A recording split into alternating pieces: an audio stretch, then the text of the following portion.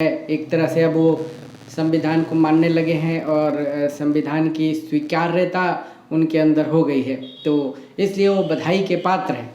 दोस्तों, धीरेन्द्र शास्त्री जी को मालूम है कि वो जो करते हैं धार्मिक प्रचार प्रसार, उससे संविधान में कोई रोक टोक नहीं है। किसी भी धर्म का इंसान हो वो अपने धर्म का प्रचार प्रसार कर सकता है, उसे बढ़ा सकता है, उसे ऊंचाइयों पर ले जा सकता है। तो उसे पूरी छूट है, चाहे कोई भी धर्म हो, उसमें कोई दिक्कत नहीं है, मनाही नहीं है।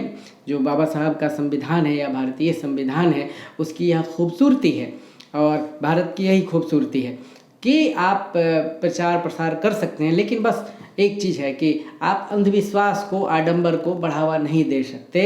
यह कानूनतः ठीक नहीं है, संविधान के हिसाब से बिल्कुल ठीक नहीं है।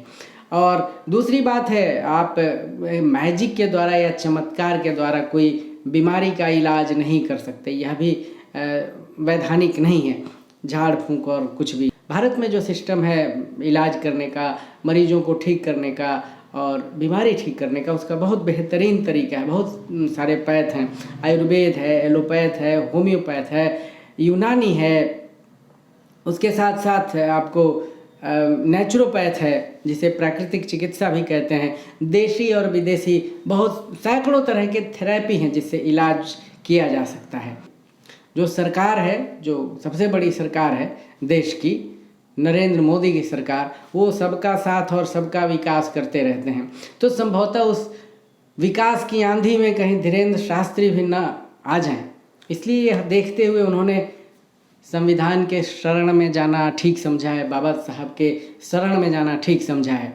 क्योंकि उन्हें एक बात की जानकारी तो अवश्य होगी कि कुछ भी उटपटांग हुआ तो जो प्रधानमंत्री नरेंद्र मोदी हैं वो समान रूप से सबको देखते हैं। दोस्तों, ये जो अपने परम आदरणीय ब्रह्मांड विख्यात धीरेन्द्र शास्त्री हैं, उन्हें मालूम है कि जो प्रधानमंत्री नरेंद्र मोदी हैं, यह जो ये वर्तमान सरकार है, भाजपा की जो सरकार है, वह इस मामले में बहुत ही बाबा लोगों को, कुछ लोगों को कटु अनुभव प्रदान करती है यह सरकार। अब आप देख लीजिए, आशाराम, राम रहीम, संत रामपाल, काफ़ी लोग हैं जो चार दीवारी के अंदर अपना पूजा पाठ कर रहे हैं और वहीं पे जीवन गुजार रहे हैं। उसमें एक नाम आसाराम के बेटे का भी है।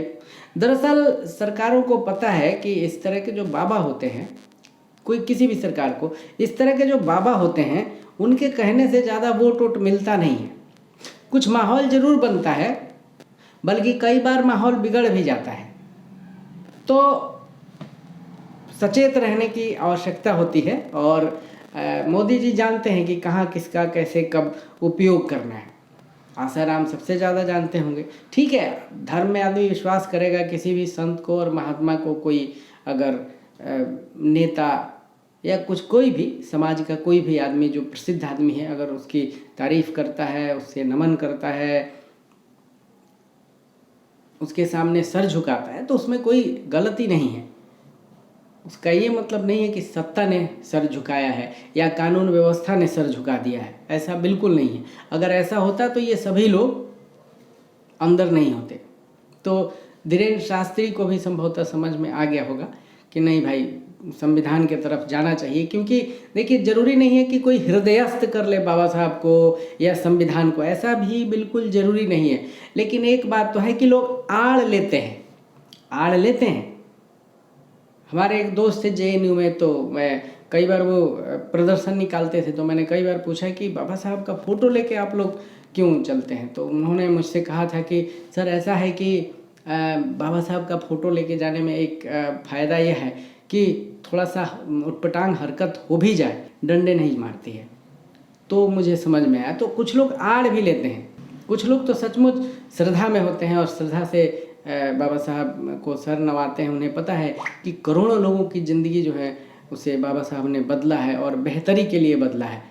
तो एक यह भी बात है कि इस कारण भी बाबा साहब के शरण में जो आए हैं धीरेन्द्र शास्त्री, तो उनका इस हिसाब से स्वागत है। और संविधान मानने से कोई छोटा नहीं हो जाता है। विश्व के सर्वाधिक देशों में अपने अपने तरह के संविधान होते हैं और वहाँ के जितने भी लोग हैं, सभी तरह के लोग, चाहे वो धार्मिक हों, आध्यात्मिक हों बड़े व्यवसायी हों, सब लोग संविधान मानते हैं। किसी भी तरह का संविधान जो होता है वही देश को चलाता है, चाहे वो किसी भी देश का हो। तो संविधान मानने में कोई बुराई नहीं है। और जो बाबा जी लोग होते हैं, जो धार्मिक लोग होते हैं, उनको पता होता है कि जो लीडर्स होते हैं, नेता होते हैं, वो कैसे आपका उपयोग कर लेते हैं और आप उनसे पार नहीं पा सकेंगे, क्योंकि तमाम शक्तियां जो हैं वो राजनीतिक लोगों के पास होती हैं और वो उसका समय समय पर सदुपयोग करते हैं और कई बार नहीं भी करते हैं, दुरुपयोग भी कर लेते हैं, ऐसा भी होता है। तो अब चुनाव भी आने वाला है 2024 में, तो यह भी एक कारण हो सकता है। लेकिन खुशी की बात यह है कि बाबा शरणम गच्छामी हो गए हैं धीरेन्द्र शास्त्री जी, तो काफ़ी अच्छी बात है। धीरेन्द्र शास्त्री ने ट्विटर हैंडल पे अपने जो उनका ट्विटर हैंडल है बागेश्वर धाम सरकार, उस पर इसको लगाया है, अपने ट्विटर हैंडल पर लगाया है। यह बड़ी बड़ी खुशी की बात है। ऐसे बहुत सारी संस्थाएं हैं और लोग हैं जो अभी भी संविधान को मानने को तैयार नहीं होते हैं, करते सारा काम उसी के हिसाब से। देश में बहुत सारे लोग हैं, इस तरह के लोग हैं जो संविधान को नहीं मानते हैं। दरअसल मानते तो हैं वो, लेकिन नाटक करते हैं नहीं मानने का। दरअसल कोई भी समस्या होती है तो पुलिस के पास जाते हैं, अदालत में जाते हैं, सब कुछ होता है। तो आप संविधान मान के ही जाते हैं अदालत में, पुलिस के पास जाते हैं, या कोई भी नियम के हिसाब से आप काम करते हैं, पासपोर्ट बनवाते हैं, विदेश जाते हैं, कहीं भी जाते हैं, तो संविधान को आप मानते हैं। लेकिन कई बार एक जिद पर लोग अड़े रहते हैं। तो यह जिद जो टूटना है, ये अच्छी बात है कि आपने संविधान को माना। और अब आशा है कि अब उटपटांग हुंकार नहीं भरेंगे कि हम ये राष्ट्र बनाएंगे, वो राष्ट्र बनाएंगे। धन्यवाद दोस्तों।